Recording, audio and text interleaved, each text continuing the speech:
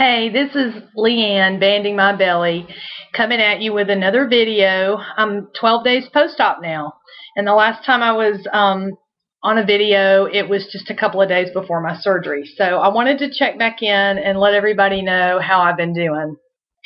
I'm now on the stage where I'm eating soft food, and so I'm able to eat some things like refried beans and chicken salad, fish, chicken that is really cut fine and minced up. I've also eaten some cooked vegetables. That's been really good. Some eggs, just soft, kind of take it easy still on not trying anything that is going to stretch my pouch or possibly get stuck in my band. Pre-op, I weighed 239 pounds on the day of my surgery. My heaviest weight was back in January. I was 267, and I was on a pre-surgery weight loss program where I had 30 carbs a day, more or less, and I did pretty well. Lost a little weight, getting ready for the surgery, and so 239 on the day of surgery, and then today I weighed and I was 232. So that's a total weight loss of 35 pounds from my heaviest weight. But most recently, it's been about 6 or 7 pounds. I think the biggest thing that I'm struggling with right now is the emotional eating. Now that I have a band and I've got some restriction, I'm really not that hungry. I do get hungry around mealtime, and that's my signal that it's time to eat. And I eat about three-fourths of a cup of food at mealtime, or a little less, more like maybe half a cup. But I'm still craving, and I crave things that I once binged on, which makes sense to me. Things that are salty, crunchy, sour, or tart. Those are my things that I love and that I've always craved and I've binged on in the past. I'm a past smoker. I quit smoking 7 years ago, and one of the things that helped me after I quit smoking was I ate a lot of candy. And I also drank a lot of water, and that helped too. But one of the things that I really got hooked on were those Charms Blow Pops, and I like the really sour ones, like watermelon or green apple. I also love Jolly Ranchers, Lemon Heads, anything that's tart and sour like that. I'm really drawn to. Sweet tarts are a biggie. I also like salty foods, things like chips with salt, popcorn. I love to take a lemon and cut it up and put salt on it and drink all, suck all the juice out of the lemon with the salt on it. That's sour, salty, tangy. I love sour dill pickles also. So these are some of the things that I would binge on before weight loss surgery. And I'm finding myself now craving these same kinds of foods, but I know I can't eat them. I will confess that over the last week, I've had a couple of blow pops.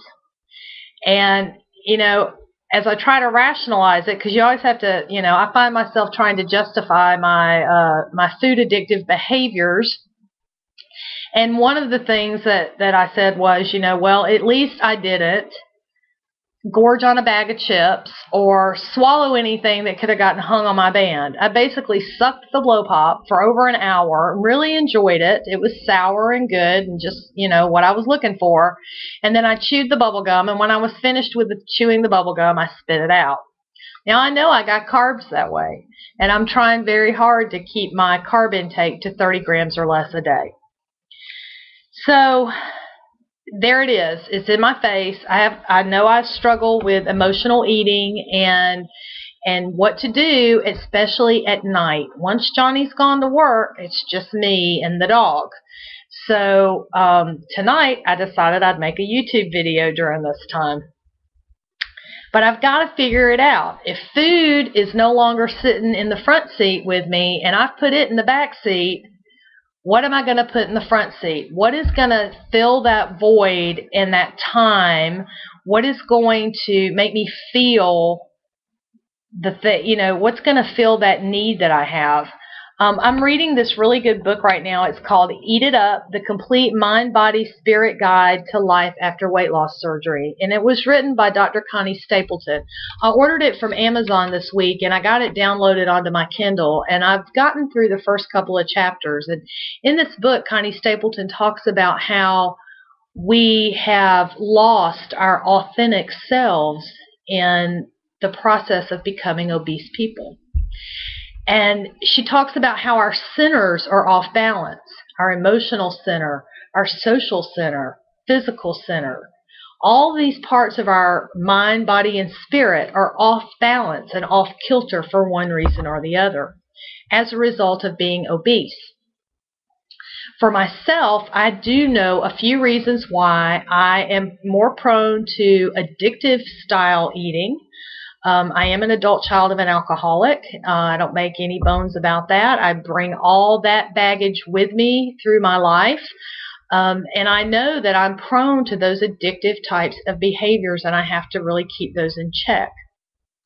I also know that as a former smoker, I have this need to have the hand-to-mouth connection.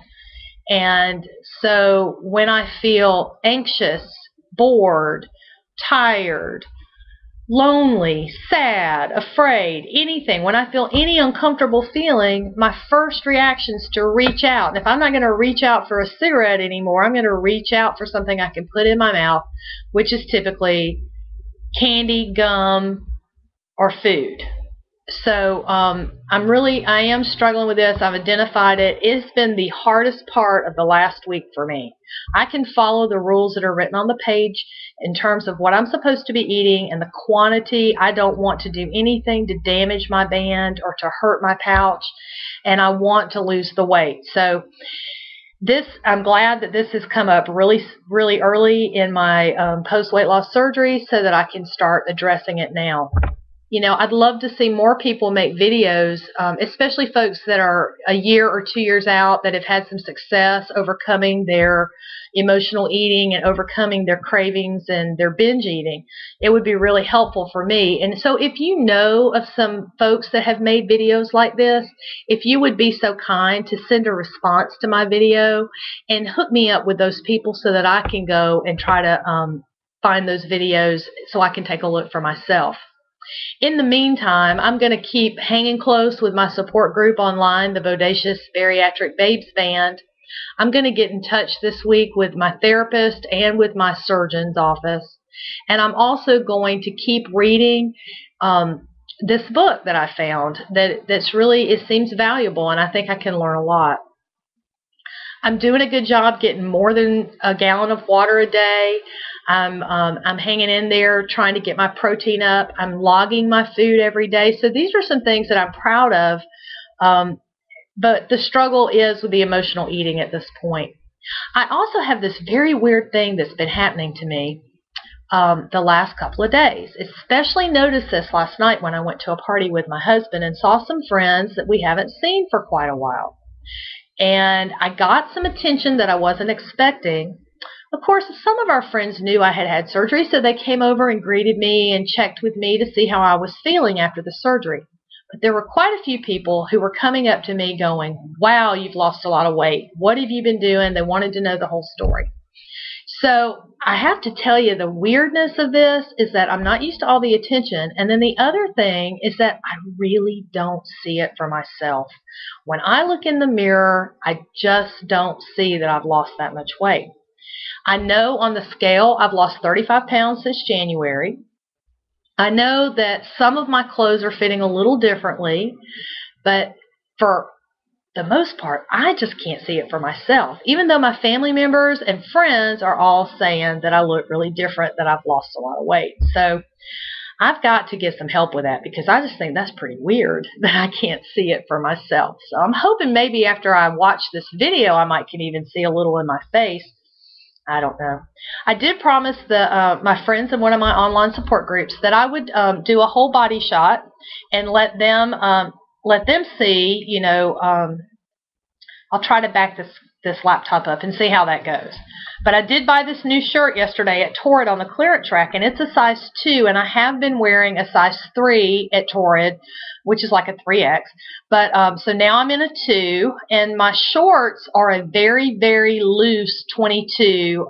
They're really loose. Like, I don't have to unzip them to go to, you know, I just pull them down. They pull up and down without me unzipping them or unsnapping them. So I'm pretty close on going one size down on pants. But I'm going to back this up now so you can see. I'm going to try to do a full body shot.